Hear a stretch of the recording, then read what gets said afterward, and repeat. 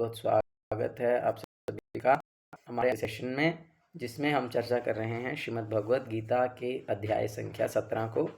और जैसा कि आप सभी जानते हैं कि अपने पिछले सत्र में हमने अध्याय 17 के श्लोक संख्या 16 तक चर्चा किया था, और आज हम श्लोक संख्या 17 से आगे पढ़ेंगे। और जो इसका श्लोक संख्या 14, 15 और 16 है, जिसमें कि भगवान 3 प्रकार की तपस्याओं का वर्णन करते हैं कि कौन कौन से प्रकार की तपस्या होती है, उसका हमने पहले बहुत ही डिटेल में चर्चा किया था, बहुत ही डिटेल में हमने डिस्कस किया था। यदि आपने उसे नहीं सुना है तो आप पहले पिछले वाले सत्र को सुन सकते हैं, रिकॉर्डिंग यूट्यूब पर अपलोडेड है। और एक बार हम जस्ट आज मीनिंग पढ़ेंगे फिर से रिकॉल करने के लिए कि वो 3 प्रकार की तपस्याएं क्या क्या होती हैं। तो 3 प्रकार की तपस्याएं होती हैं मन की, वाणी की और शरीर की, मनसा वाचा और कर्मणा। तो सबसे पहले हमने पढ़ी थी शरीर की तपस्या, जो कि है देव द्विज गुरु प्राज्ञम पूजनम शौचमार्जवम ब्रह्मचर्यम अहिंसाम च शारीरम तप उच्यते, कि परमेश्वर, ब्राह्मणों, गुरु, माता पिता जैसे गुरुजनों की पूजा करना तथा पवित्रता, सरलता, ब्रह्मचर्य और अहिंसा ही शारीरिक तपस्याएं हैं। ये हमने बहुत डिटेल में पहले चर्चा किया था, तो अभी हम इसको और डिटेल में चर्चा नहीं करेंगे, है ना। और फिर वाणी की तपस्याएं हैं अनुद्वेगकरम वाक्यम सत्यम प्रियहितम च यत् स्वाध्यायाभ्यसनम चैव वांगमय तप उच्यते, कि सच्चे भाने वाले, हितकर तथा अन्यों को क्षुब्ध ना करने वाले वाक्य बोलना और वैदिक साहित्यों का नियमित पारायण करना, यही वाणी की तपस्या है। फिर है मन की तपस्या, मनः प्रसाद सौम्यत्वम मौनमात्मा विनिग्रहः भाव संशुद्धिरित्येत्यापो मानस उच्यते, मानसम तप उच्यते, नहीं मानसम उच्यते, यस, तथा संतोष, सरलता, गंभीरता, आत्मसंयम एवं जीवन की शुद्धि, ये मन की तपस्याएं हैं। तो ठीक है, अब हमने पढ़ लिया कि शरीर की तपस्या है, मन की तपस्या और वाणी की तपस्या है। अब ये तपस्या सत्वगुण में किस प्रकार से की जाती है, रजोगुण में किस प्रकार से की जाती है और तमोगुण में किस प्रकार से की जाती है, ये हम आज के सेशन में चर्चा कर रहे हैं कि ये तपस्या 3 गुणों से किस प्रकार से प्रभावित होती है। तो कृपया श्लोक संख्या 17 मेरे पीछे पीछे दोहराने का प्रयास कीजिए।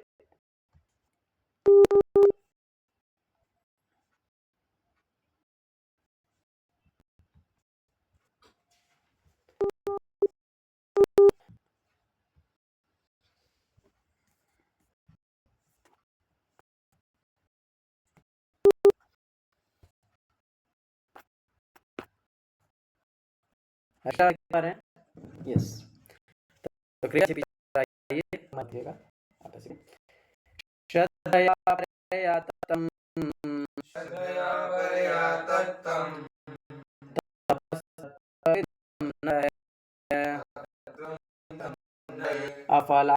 अफलाकांक्षितः सात्विकं परिचक्षते, श्रद्धया तपस्तत्र त्रिविधं नरः अफलाकांक्षिभिर्युक्ते सात्विकं परिचक्षते।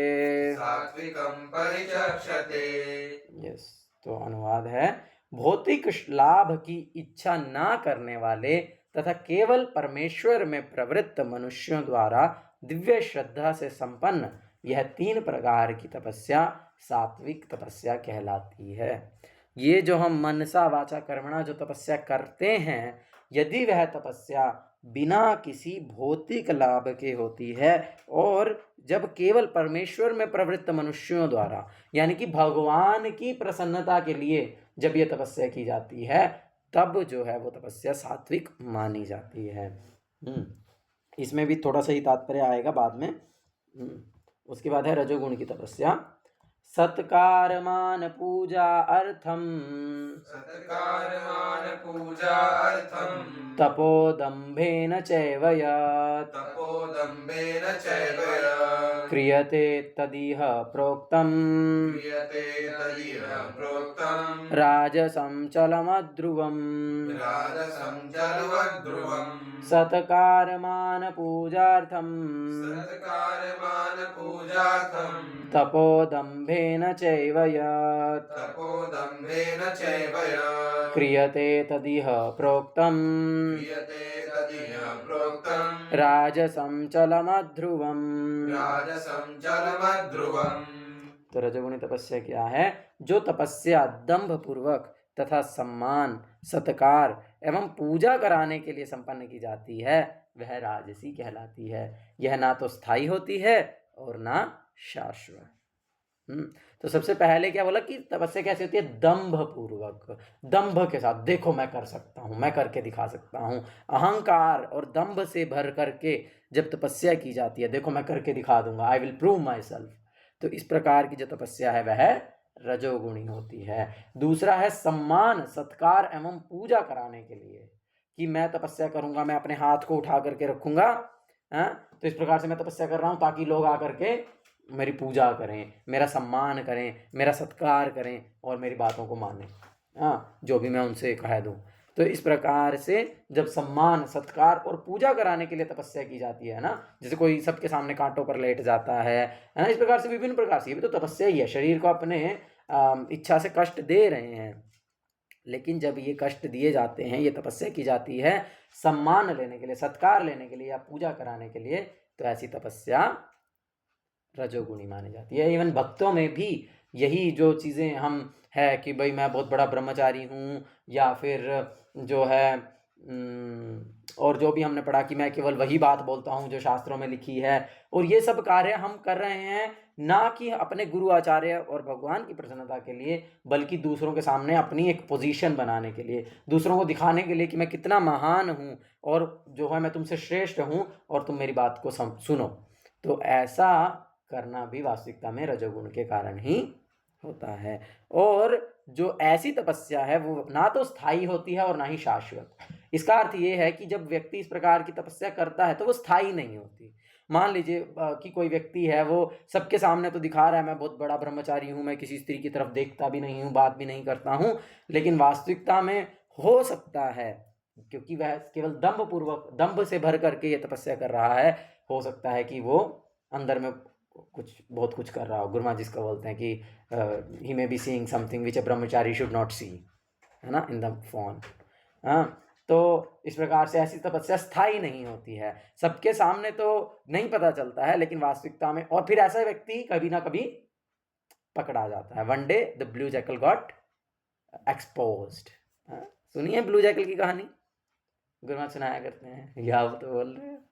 तो ब्लू जैकल, एक बार एक गुरु महाराज कहानी सुनाते हैं। जैकल बोलते हैं सियार को, जो कि कुत्ते जैसा ही दिखता है ऑलमोस्ट, और ये हमारे मायापुर वाली साइड में तो बहुत हैं, मतलब हमने मायापुर में खुद देखे हैं। तो इस प्रकार से एक बार एक जंगल में से एक सियार निकल करके चला गया इंसानों की बस्ती में, जहाँ पर इंसान रहा करते थे। तो वहाँ पर वो पहुंचा नदी के घाट पर। तो नदी के घाट पर क्या होता है? धोबी घाट होता है, जहाँ पर धोबी कपड़े धोता है। तो उस वहाँ पर कपड़ों को धो करके उन्हें ब्राइट बनाने के लिए, वाइट कपड़ों को ब्राइट बनाने के लिए उसमें नील में डाला जाता है, नीले पानी में डाला जाता है ना। तो धोबी ने एक टब के अंदर नीले रंग का पानी घोल करके रखा हुआ था, रेजिन ब्लू गुरु महाराज जिसको बोलते हैं, कि जिससे कि कपड़े जो हैं, जो सफ़ेद कपड़े हैं, उनकी चमक वापस आ जाए। सफ़ेदी के आगे उजाला है तो इस प्रकार से वो डाल करके रखा हुआ था। और वो जैकल जो है, वो जब वहां पर पहुंचे तो उसकी पूंछ किसी चीज में फंस गई, जिससे कि उसने निकलने का प्रयास किया था, वो पूंछ कट गई, और उसके बाद वो जो जैकल है वो जाकर के उस नीले पानी में गिर गया। अब वो तो कपड़ा नहीं था, वो तो जीव है, उसकी खाल तो अलग प्रकार की है, तो वो जो नीला रंग था वो उसके शरीर पर चिपक गया, और इससे जो है वो बहुत ही अजीब दिखने लगा, क्योंकि नीले रंग का तो कोई जानवर होता ही नहीं है। तो वो एकदम नीला हो गया, और दूसरी ऊपर से उसकी पूंछ भी नहीं थी, तो वो एकदम ही अलग दिखने लगा। तो फिर उससे वो भाग करके जंगल में चला गया। और जब वो जंगल में चला गया, और जंगल में सब लोग उसको बड़ी ही हैरानी के साथ देख रहे, भाई ये कौन आया है, ये तो कोई नया व्यक्ति है, ये तो हमने कभी पहले देखा नहीं इस प्रकार की प्रजाति। तो सब लोग, शेर भी आ गया, सब लोग आ गए, सब लोग मीटिंग बुलाए, भैया आप कौन हैं? तो फिर जैकल को समझ में आ गया, ओह ये लोग मुझे पहचान नहीं पा रहे हैं, अब मेरा रूप बदल गया है।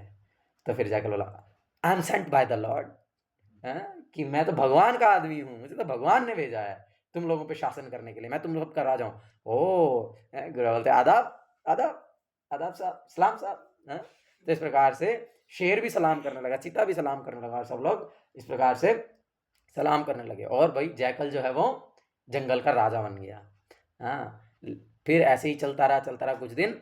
तो एक दिन जो है रात को, जैसे आपने देखा कुत्ते ऊ करते हैं, ऐसे जैकल भी करता है ऊ, और उनको आदत होती है, जब सब लोग करते हैं झुंड में तो कोई भी चुप नहीं रह सकता, दे नेचुरली उनको होता है कि वो करते हैं।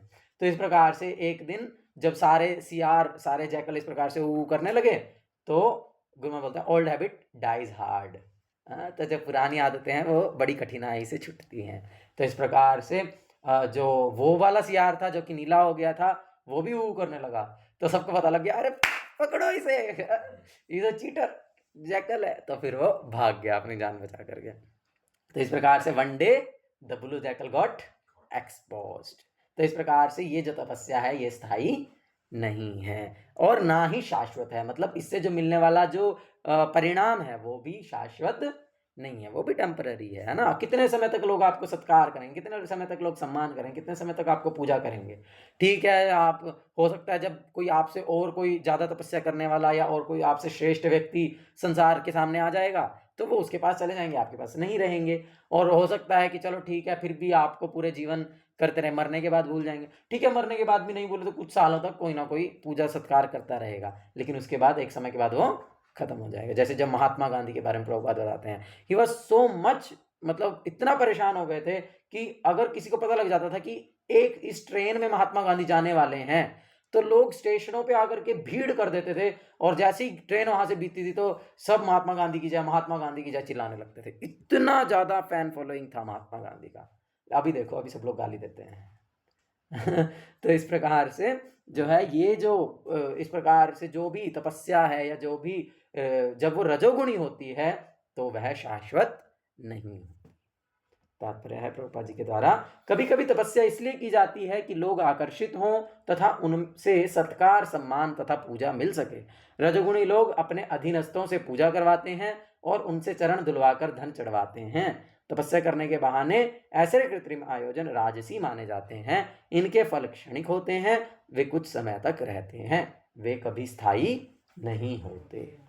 ठीक है, सेम चीज प्रभुपाद जी एक्सप्लेन किए, तो बड़ा ही सुंदर श्लोक था। अब आते हैं तमोगुणी तपस्या पर, तो कृपया दोहराइए। मूढ़ग्राहेण आत्मनः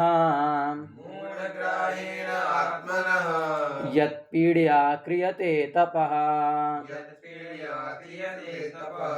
परस्य उत्सादनार्थं वा तत तामसम् उदारतम्।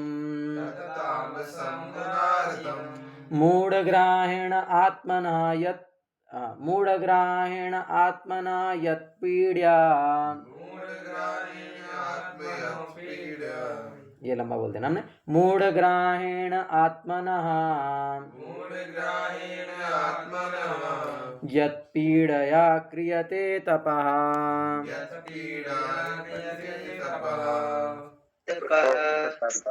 मैंने म्यूट करके रखा है। परस्योत्सादार्थनं वा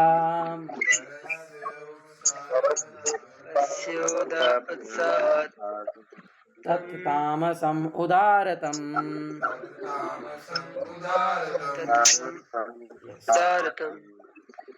मीनिंग है, मूर्खतावश आत्म उत्पीड़न के लिए या अन्यों को विनष्ट करने या हानि पहुंचाने के लिए जो तपस्या की जाती है वह तामसी कहलाती है। जैसे अघोरी लोग जो तपस्याएं करते हैं या सिद्धि प्राप्त करने के लिए लोग जो तपस्याएं करते हैं और फिर उससे जो उन्हें काला जादू या काली शक्तियां जो प्राप्त होती हैं उसका उपयोग वो करते हैं दूसरों का नुकसान पहुंचाने के लिए, तो ऐसी तपस्या जो है वो तामसी होती है। और ऐसी तपस्या में व्यक्ति आत्म उत्पीड़न करता है, अपने ही शरीर को कष्ट पहुंचाता है। देखो तात्पर्य, मूर्खतापूर्ण तपस्या के ऐसे अनेक दृष्टांत हैं, जैसे कि हिरण्यकशिपु जैसे असुरों ने अमर बनने तथा देवताओं का वध करने के लिए कठिन तप किए। उसने ब्रह्मा से ऐसी ही वस्तुएं मांगी थी, लेकिन अंत में वह भगवान द्वारा मारा गया। किसी असंभव वस्तु के लिए तपस्या करना निश्चय ही तामसी तपस्या है। असंभव वस्तु के लिए तपस्या करना कि भाई मैं कुछ भी कार्य कर दूंगा, जैसे रावण चाहता था कि स्वर्ग तक सीढ़ी बना दूंगा, है, या फिर हिरण्यकशिपु चाहता था कि मैं अमर हो जाऊंगा। तो इस प्रकार की जो तपस्याएं हैं वे तामसी हैं। ठीक है जी। अब इसके बाद आ गया दान। 3 प्रकार का दान क्या है? ठीक है, तो 3 प्रकार का, यानी सतोगुणी, रजोगुणी और तमोगुण में दान किस प्रकार से किया जाता है। तो यस, कृपया पढ़िए। दातव्यम इति यत् दानम, दातव्यम इति यत् दानम, दीयते अनुपकारिणे,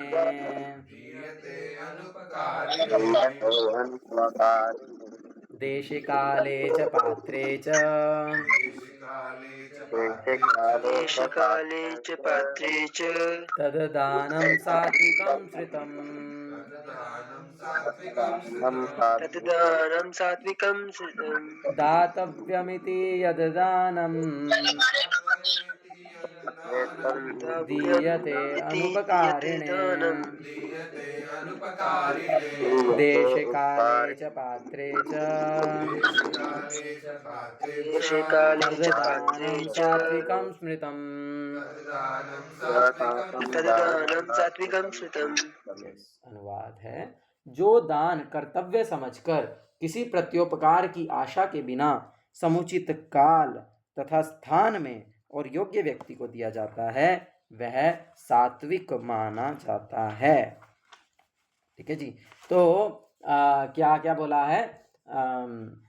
जो दान कर्तव्य समझ कर दिया जाता है कि मेरा कर्तव्य है दान देना, मैं इसलिए दान दे रहा हूँ। अच्छा चलो पहले एक बार इसका तात्पर्य पढ़ लेते हैं, प्रभुपाद जी क्या बोल रहे हैं, उसके बाद हम डिस्कस करेंगे। तो वैदिक साहित्य में ऐसे व्यक्ति को दान देने की संस्तुति है जो आध्यात्मिक कार्यों में लगा हो। विचारपूर्ण ढंग से दान देने की संस्तुति नहीं है। क्या पढ़ दिया? अविचारपूर्ण, हाँ सॉरी, अविचारपूर्ण ढंग से दान देने की संस्तुति नहीं है। आध्यात्मिक सिद्धि को सदैव ध्यान में रखा जाता है। अतएव किसी तीर्थ स्थान में, सूर्य या चंद्र ग्रहण के समय, मास अंत में, या योग्य ब्राह्मण अथवा वैष्णव भक्त को या मंदिर में दान देने की संस्तुति है। बदले में किसी प्रकार की प्राप्ति की अभिलाषा न रखते हुए ऐसे दान किए जाने चाहिए। कभी कभी निर्धन को दान करुणावश दिया जाता है, लेकिन यदि निर्धन दान देने योग्य नहीं होता तो उससे आध्यात्मिक प्रगति नहीं होती। दूसरे शब्दों में, वैदिक साहित्य में अविचारपूर्ण दान की संस्तुति नहीं है। तो कहने का तात्पर्य यह है कि जब हमें कुछ दान करना है तो हमें बहुत ही विचारपूर्ण ढंग से दान करना चाहिए, बहुत ही विचार करके हमें दान करना चाहिए। ऐसे ही किसी भी मांगने वाले को हमें दान नहीं दे देना चाहिए। और वो क्या विचार करना है? सबसे पहली बात कि ये दान करना मेरा कर्तव्य है, क्योंकि मैं भगवान कृष्ण का दास हूँ, जीवेर स्वरूप कृष्ण नित्य दास। और यदि मैं अपने आप को पूर्ण रूप से भगवान की सेवा में समर्पित नहीं कर पा रहा हूँ, जिसे शास्त्र में प्राणे कहा जाता है, प्राणे, कि मैं अपना प्राण जो है वो कृष्ण की सेवा में नहीं दे पा रहा हूँ, मैं अपने 24 घंटे भगवान की सेवा में नहीं दे पा रहा हूँ, और मैं जो है अनेक प्रकार से दूसरी चीज़ों में फंसा हुआ हूँ, और मैं कुछ कमा रहा हूँ या मेरे पास कुछ धन है, तो फिर यदि मैं प्राण नहीं दे पा रहा हूँ तो मुझे अर्थ देना चाहिए। मुझे जो मैं अपनी मेहनत करके जो कमाई कर रहा हूँ, मुझे उसका कुछ हिस्सा दान करना चाहिए, जो कि भगवान की सेवा में लगे हुए हैं। विशेष रूप से जो दान है वह गृहस्थ आश्रम का मुख्य कर्तव्य है, कि जो व्यक्ति गृहस्थ आश्रम में है उसे तो अवश्य ही दान करना ही चाहिए। उसके पास चाहे कुछ भी हो, लेकिन उसका कुछ हिस्सा तो उसे दान करना ही चाहिए। और उपदेशामृत में हमने पढ़ा था कि रूप गोस्वामी के अनुसार तो गृहस्थ को चाहिए कि वह अपनी आय का 50% दान करे, कृष्ण भावना की सेवा में के प्रचार में लगाए।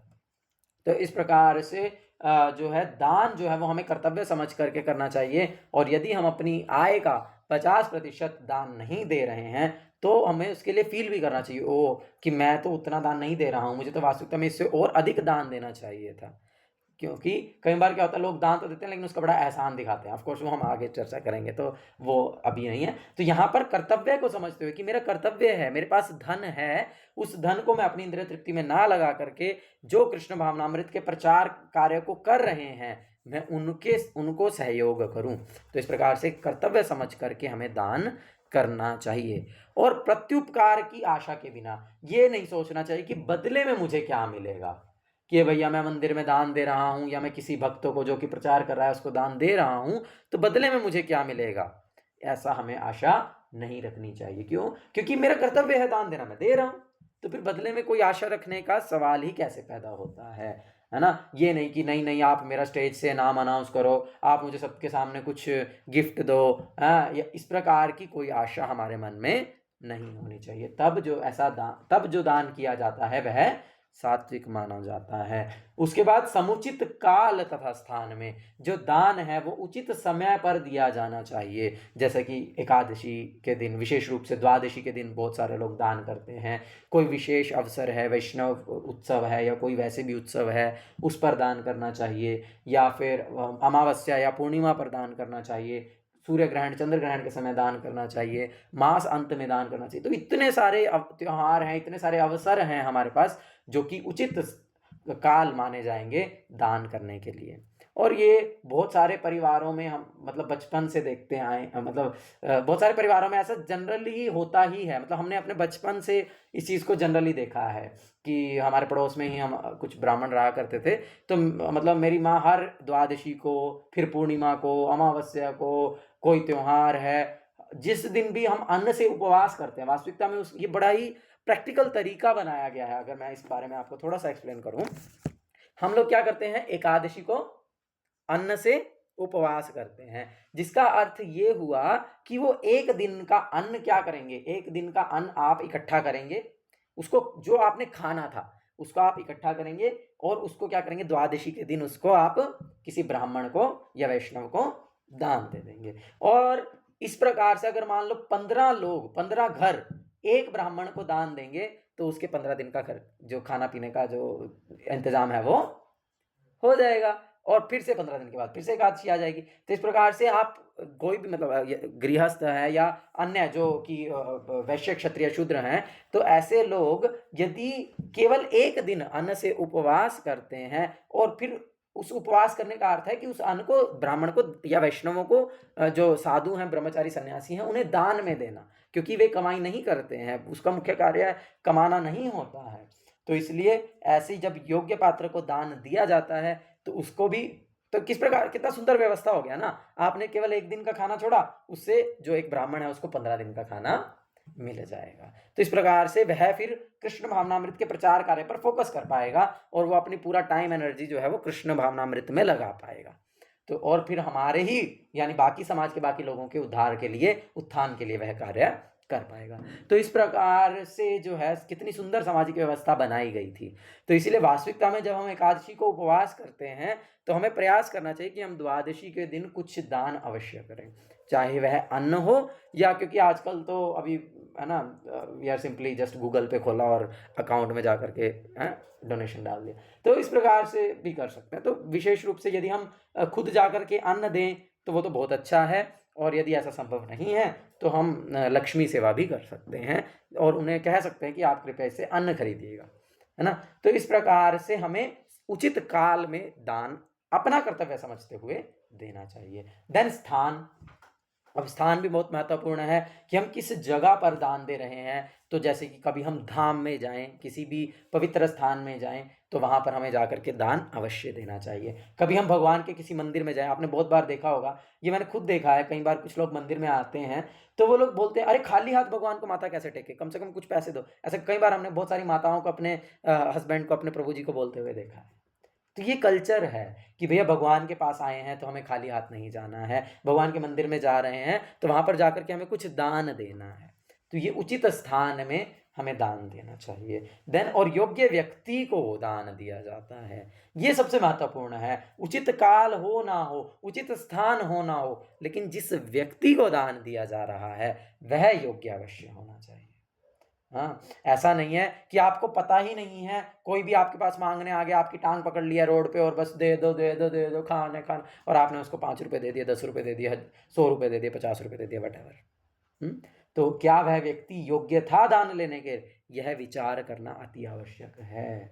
क्योंकि हो सकता है कि आपने किसी को ट्रेन में जो भीख मांगने के लिए आए हैं, विभिन्न प्रकार से अलग अलग तरह से लोग ट्रेनों में दान मांगते हैं, या कहीं पर आपने स्टेशन पर बैठे हुए, कहीं मंदिर के बाहर किसी भिखारी को बैठे हुए, या फिर और भी कहीं पर भी जो है आपने किसी भी ऐसे व्यक्ति को देखा जो कि आपसे भिक्षा की याचना कर रहा है, तो वह व्यक्ति योग्य है या नहीं ये देखना बहुत ही आवश्यक है। क्योंकि मान लीजिए आपने उसको 100 रुपए दे दिए और उसने जाकर के उस 100 रुपए से दारू खरीद करके पी ली, तो आपको उससे कोई पुण्य मिलने वाला नहीं है, बल्कि उसकी दारू पीने का, उसके मांस खाने का, या उसके कोई भी गलत कार्य करने का जो फल है, पाप फल, वो आपको भुगतना पड़ेगा। तो इसीलिए आप किस व्यक्ति को दान दे रहे हैं ये बहुत ही महत्वपूर्ण है। तो इसीलिए दान जो है वो योग्य व्यक्ति को दिया जाना चाहिए। और वो योग्य व्यक्ति कौन है? ब्राह्मण या फिर वैष्णव। तो ब्राह्मण कौन होता है? ऑफ कोर्स आगे हम उसके बारे में भी चर्चा करेंगे। 18वें अध्याय में आता है कि ब्राह्मण है कौन। तो ब्राह्मण है शमो दमो तपो शौचम क्षांति आर्जवमेव च ज्ञान विज्ञानम आस्तिक्यम ब्रह्म कर्म स्वभावजम। ये ब्राह्मण के कार्य हैं। शॉर्ट में कहें या दूसरी भाषा में कहें कि ब्राह्मण वो है जो 6 कार्य करता है: पठन, पाठन, यजन, याजन, दान और परिग्रह। सबसे पहले पठन, वह शास्त्रों को पढ़ता है। पाठन, शास्त्रों को दूसरों को पढ़ाता है। यजन, यज्ञ करता है। याजन, दूसरों से यज्ञ करवाता है। दान, वह दान देता है। यहाँ पर दान का अर्थ है दान देना, वह दान देता है। और परिग्रह, दान यदि उसे कोई देता है तो उसको स्वीकार करता है। इन 6 कार्यों के अतिरिक्त ब्राह्मण वास्तविकता में कोई दूसरा कार्य नहीं करता। तो इसीलिए यदि आप किसी ब्राह्मण को दान दे रहे हैं कि भी वो तो पंडित जी हैं, शर्मा जी हैं, लेकिन शर्मा जी तो बैंक में जॉब करते हैं, शर्मा जी तो रेलवे की जॉब करते हैं, या फिर इस प्रकार से शर्मा जी तो जो है क्या बोलते हैं म्युनिसिपल कमेटी में झाड़ू लगाते हैं, या शर्मा जी का तो बिजनेस है, तो ऐसे शर्मा जी ब्राह्मण नहीं है। ब्राह्मण किसी की नौकरी नहीं करता है, जो नौकरी करता है उसे शूद्र कहा जाता है शास्त्रों की भाषा में। तो ऑफ कोर्स हम इसको एक अलग सेशन में डिस्कस करेंगे। तो अभी क्योंकि ये भी गुणों के अंतर्गत ही आते हैं, तो इसलिए उस पर भी हम आगे जाएंगे अपनी इन गुणों की सीरीज में। तो अभी यहाँ पर हम समझ सकते हैं कि जो व्यक्ति केवल पठन, पाठन, यजन, याजन और दान परिग्रह में लगा है, ऐसे व्यक्ति को ही ब्राह्मण माना जाना चाहिए।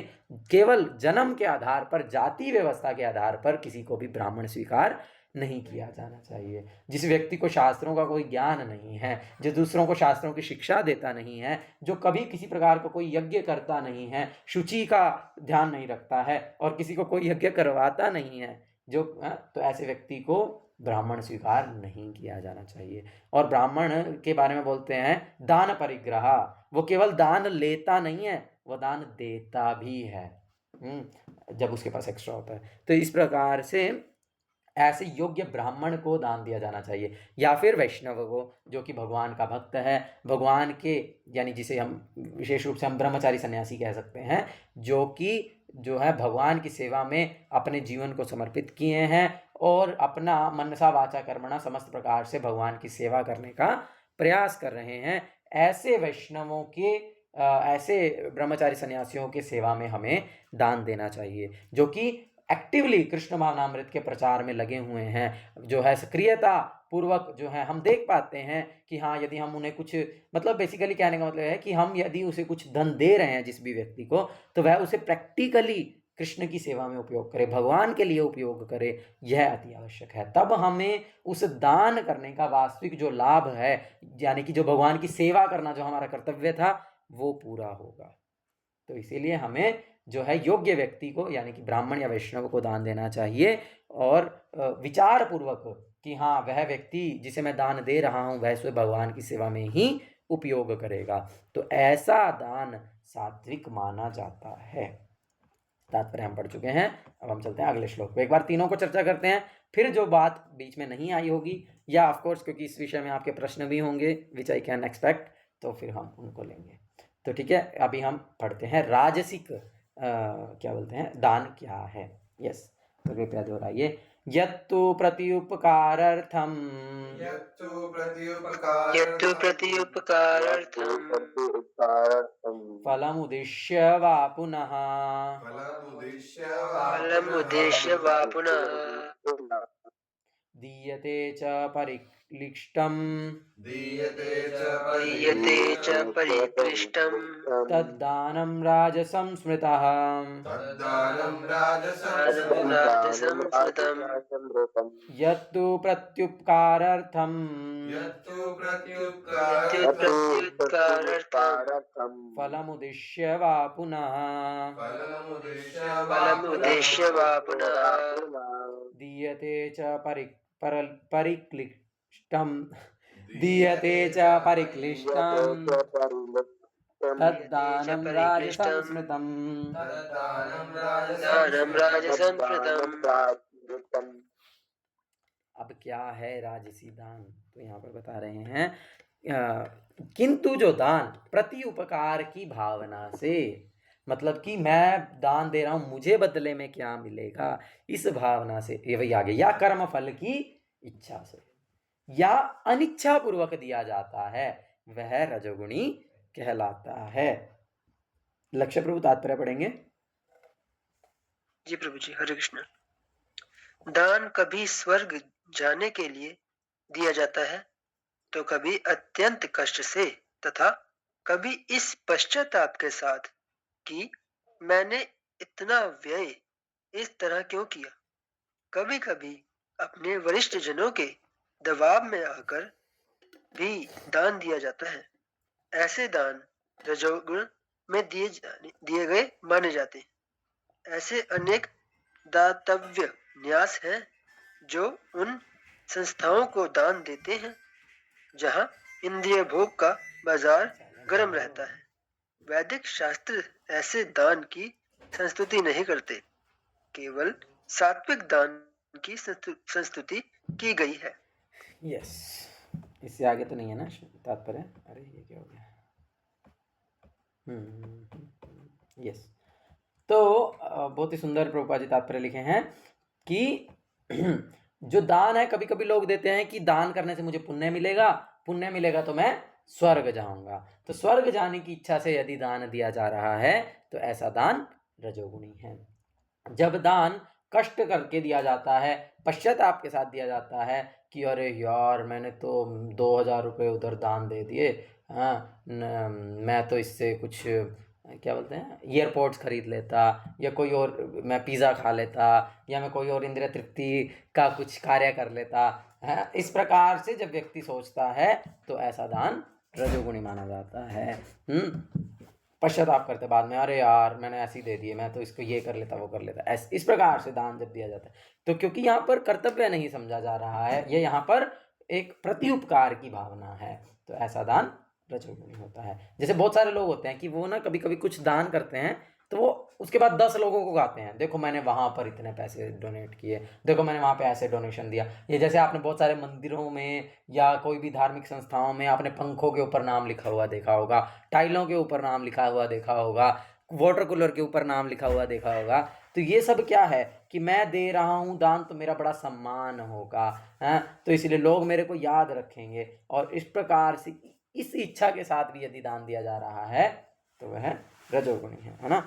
और फिर उसके बाद वरिष्ठ जनों के दबाव में आकर के व्यक्ति दान नहीं देना चाहता, लेकिन पिताजी बोल रहे हैं नहीं नहीं तेरे को हर रोज अब तू कमाने लग गया, तेरे को 25,000 रुपये तेरी सैलरी, अब तेरे को हर रोज हर महीने मंदिर में 5,000 रुपये दान देने हैं, तो भैया दबाव में आकर के दे रहे हैं। मैं तो नहीं देना चाहता, मैं तो दोस्तों के साथ पार्टी करना चाहता हूँ, शैम्पेन, लेकिन पिताजी ने बोला तो अब देना पड़ेगा, स्क्रीनशॉट भी भेजना पड़ता पिताजी को।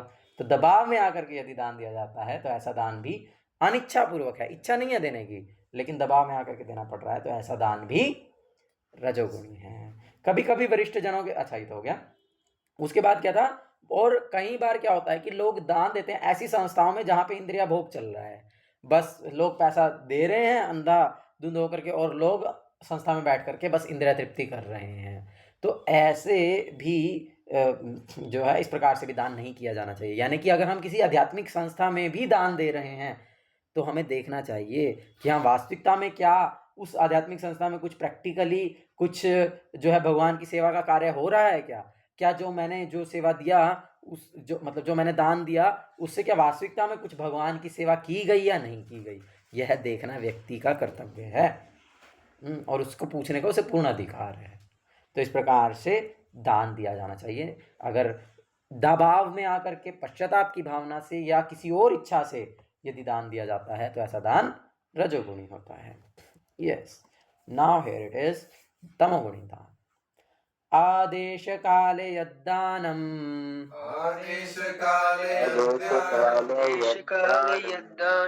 अपात्रेभ्य च दीयते असत्कृतम् अवज्ञातम् तत्तामसम् उदाहृतम् आदेशकाले यद्दानम् अपात्रेभ्यश्च दीयते असत्कृतम् अवज्ञातम् तत् तामसम् उदाहृतम्।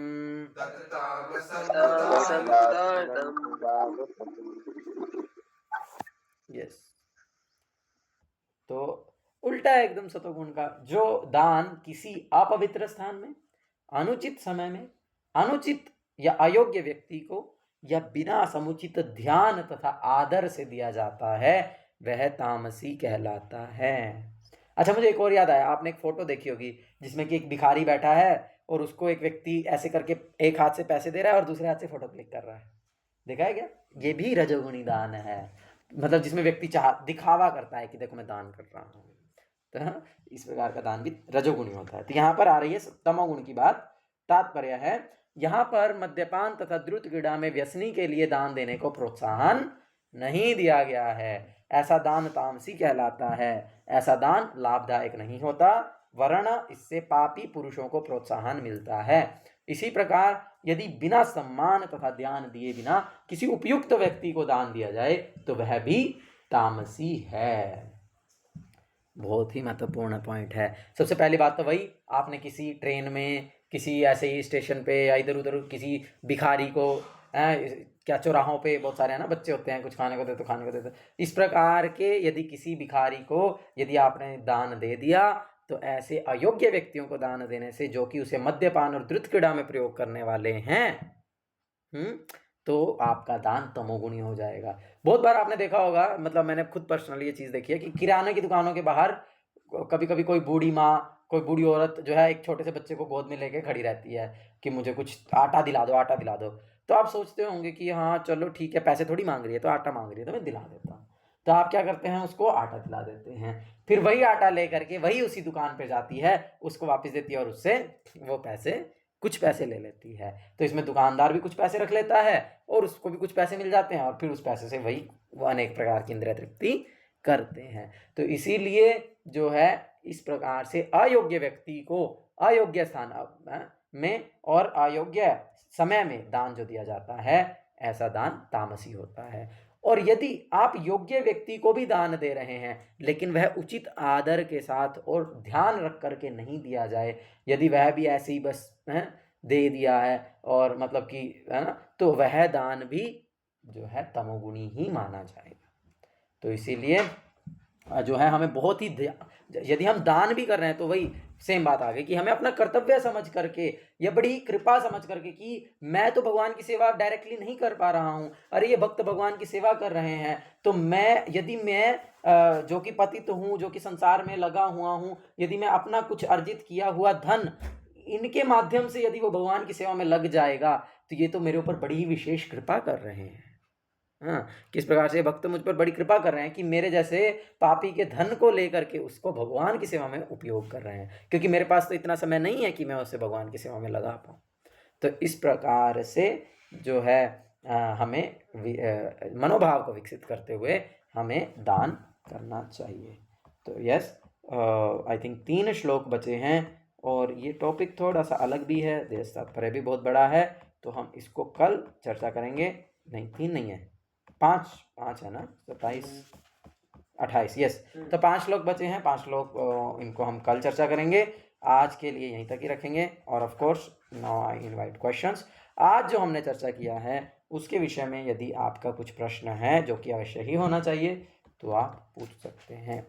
हरे कृष्णा कृष्णा कृष्णा हरे हरे, हरे राम राम राम हरे हरे। भगवद्वाणी श्रीमद् भगवद गीता की जय, श्रील प्रभुपाद की जय, शिवक्षामी श्रील गुरु महाराज की जय, निताय गौर प्रेमानंदे। यस, कृपया प्रश्न पूछ सकते हैं। किसी का कुछ प्रश्न है? बताइए। और किसी के पास दान देने के लिए ना हो तो ना दे, नहीं है तो कहाँ से दोगे? वास्तविकता में यदि आज ही मैं सुबह सोच रहा था इस विषय में कि जो सबसे उच्च सेवा है ना, वो है मानसी सेवा।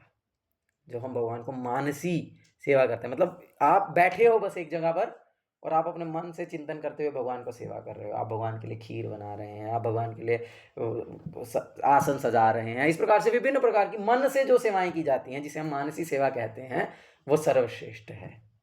उसके बाद आती है शारीरिक, उसके बाद आती है जब आप अपने शरीर से सेवा करते हैं, मतलब आप प्रैक्टिकली रसोई में कुछ बनाइए, जैसे आज हमने रसमलाई बनाई और जो भी बनाया, तो जैसे आप भगवान का अपने हाथों से भगवान के शिव विग्रह का श्रृंगार कीजिए, या इस प्रकार से जो भी कार्य किया जाता है अपने शरीर के माध्यम से, जैसे आप बर्तन धोते हैं, आप रसोई क्लीन करते हैं, आप मंदिर का हॉल क्लीन करते हैं, वट जो भी सेवा आप अपने शरीर से करते हैं, तो ये शारीरिक सेवा होती है, ये दूसरे स्थान पर आती है। और ये भी जो व्यक्ति नहीं कर सकता है, ऐसे व्यक्ति के लिए धन से होती है, मतलब मन, तन और फिर धन। तो यानी कि वो सबसे एक्चुअल में सबसे नीचे की सेवा मानी जाएगी एक प्रकार से। ऑफ कोर्स एक प्रकार से तो सेवाएं सब एक बराबर स्तर पर हैं, लेकिन यदि हम इस प्रकार से कंपेयर करें तो सबसे पहले है जो हम मानसिक रूप से सेवा करते हैं, फिर है जो हम शरीर से सेवा करते हैं, और फिर जो है अगर मैं शरीर से भी नहीं कर पा रहा हूँ, भाई मेरी बीवी बच्चे हैं और मैं जॉब में हूँ, मेरे को ये है, मेरे को वो है, और मैं टाइम नहीं निकाल पा रहा हूँ, तो इसीलिए मेरे पास चलो जो धन मैं कमा रहा हूँ उसका कुछ हिस्सा मैं भगवान की सेवा में लगा दूँ, है ना। तो इस प्रकार से वो सबसे नीचे माना जाता है। तो आप यदि आप मतलब दान नहीं दे सकते, यदि आपके पास धन नहीं है, पहली बात तो जब कोई कमा ही नहीं रहा है तो वो दान कैसे देगा? हाँ, तो इसीलिए जब तक कमा ही नहीं रहे तब तक तो ऐसा दान का कोई बहुत ज़्यादा प्रश्न उठता नहीं है। लेकिन ऑफ कोर्स हो सकता है कि भैया मान लीजिए किसी को अपनी जेब खर्ची के लिए बहुत सारा धन मिलता हो, और वो हो सकता है कि उतना उसको उतनी वास्तविकता में उतनी आवश्यकता नहीं भी है, और वो उसको केवल दोस्तों के साथ घूमने में, एक्टिवा में तेल डाल के गेड़ियाँ मारने में, या वटएवर किसी भी प्रकार से इंद्रिय तृप्ति करने में उसे व्यर्थ करते होंगे, तो ऐसे व्यक्ति को फिर उसमें से भी कुछ पोर्शन दान देना चाहिए। लेकिन अगर किसी के पास पूरा ही है और उसके खर्चे निकालना मुश्किल है, तो then he is not compiled कि भाई उसको दान देना ही है। और मैंने पहले ही बोला कि जो दान देना है ये मुख्य रूप से गृहस्थ का कर्तव्य है। ऑफ कोर्स सभी आश्रमों को दान देना चाहिए, इसका मतलब ये नहीं कि ब्रह्मचारी को दान नहीं देना चाहिए या सन्यासी को दान नहीं देना चाहिए, नहीं, वो भी दान देते हैं, लेकिन मुख्य रूप से जो दान देना जो कर्तव्य है वो गृहस्थ का है, जो शादी किया, जिसके बच्चे हैं। और आप सभी तो अभी ब्रह्मचार्य आश्रम में हैं एक प्रकार से, क्योंकि जो शादी से पहले तो ब्रह्मचार्य आश्रम होता है, और होप्स हो कि भाई किसी का किसी स्त्री से कोई अवैध संबंध नहीं होगा। हाँ, तो जो ब्रह्मचार्य आश्रम में जो है, तो ब्रह्मचारी का जो मुख्य जो कर्तव्य है वो तपस्या है। तो इसीलिए आप तपस्या पोर्शन पर ज़्यादा फोकस कीजिए, आप शरीर की, मन की और वाणी की तपस्या पर ध्यान दीजिए, उस पर बल दीजिए, तो वो ज़्यादा महत्वपूर्ण है। तो ऑफ कोर्स अब कोई कह सकता है भाई ये तो बढ़िया बता दिया, अब तो प्रभु जी ने, अब तो मैं बस कुछ नहीं करूँगा, मैं बैठा रहूँगा, और कोई बोलेगा तो मैं बोलूँगा नहीं मैंने मन से किया है, मैं मन से कर रहा हूँ। तो this is not a thing. Mansi सेवा हम जबरदस्ती नहीं कर सकते हैं, मानसी सेवा प्रकट होती है। हाँ, हम अगर मानसी सेवा करने जाएंगे तो पता नहीं कहाँ मन खीर बनाते बनाते पता नहीं कौन सी खिचड़ी बनाने लग जाएगा। तो इसीलिए अभी हम इस योग्य नहीं हैं, वो आत्मा के स्तर पर आना पड़ेगा उसके लिए, तो हम मानसी सेवा भी कर ही नहीं सकते हैं।